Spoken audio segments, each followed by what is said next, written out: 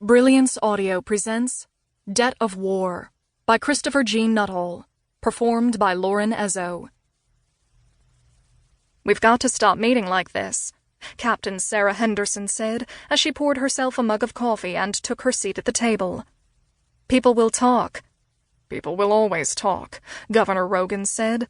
He smiled at her, the expression never touching his eyes. "We've gone to some trouble to ensure we can speak privately." Sarah nodded, taking the opportunity to look around the table. There were 7 people in the room, counting herself, all movers and shakers within the Colonial Alliance. They came from 7 different worlds, all colonies. None came from Tyre. She had the nasty feeling it boded ill for the future. The Colonial Alliance had sworn to support the king to the bitter end. Just by being here, by meeting behind his back, they were breaking their word. And the king may already know, she thought grimly. Caledonia's government was so close to the king, it had practically ceded authority to him. The king's security forces were growing larger, pervading the spaceport and the surrounding facilities like nits in hair. If he knows, what will he do? Governor Rogan didn't mince words. "You know what happened at Tarleton," he said. "The king's man arrested and imprisoned the entire government on charges of treason. If Admiral Falcone hadn't intervened, they might well have been executed by now and the planet under permanent martial law." The king was within his rights to be angry, Ambassador Yang pointed out. She looked young, but Sarah knew she'd been an ambassador longer than Sarah had been alive. The planet did surrender. The planet had no choice, Sarah said flatly. She was the only military officer at the table. She was the only one who could point out the truth and make them believe it. The Tyrians had complete control of the high orbitals.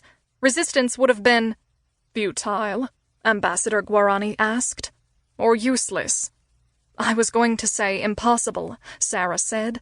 "They could not have so much as scratched the paint on the warships while the Tyrians reduced the planet's surface to radioactive cinders. There comes a point, sir, when further resistance is pointless."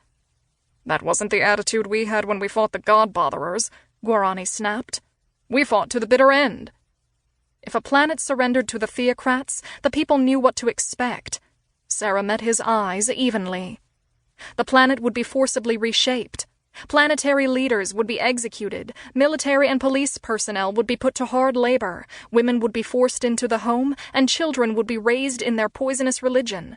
The theocrats wouldn't honor whatever terms they offered the planet in order to induce the locals to surrender. Once we knew that, we didn't surrender. Tyre is different. This war has been marked with a notable lack of atrocities. There was no mass roundup of traitors on Tarleton, let alone any of the other worlds and settlements they've occupied over the last 6 months. The Tyrians have been clever enough to ensure that we can surrender without baring our necks for the executioner's blade. They've made it clear they intend to be decent, and so far they have honored their word. I cannot blame the local government for surrendering when they had a flat choice between a reasonably harmless occupation and complete destruction. It wouldn't have been harmless, Yang pointed out. The House of Lords made it clear that they intend to recoup their investments somehow. "Somehow," Guarani repeated. He laughed harshly. "I wonder what they have in mind. The money to repay them simply doesn't exist. And if they levy heavy taxes, they're going to kill the goose that lays the golden eggs." "More like iron eggs," Yang said. "And there are cheaper, easier, and safer ways to get iron." Sarah looked from one to the other, keeping her thoughts to herself. Guarani had a point. The Colonial Alliance wasn't that rich. The concept of careful development had been tossed out the airlock when the Theocratic War had begun, destroying all the plans for the colonial worlds to repay Tyre for its massive investment.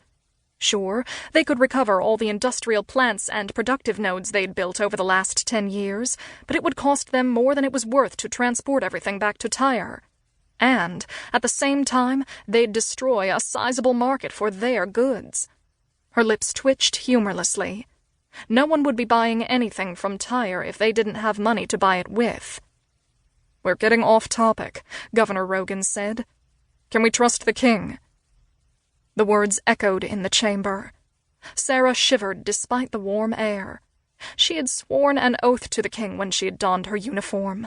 She'd betrayed her then-commanding officer to take control of her ship when the king and his former government had finally come to blows. She knew she would be executed for mutiny if she fell into enemy hands.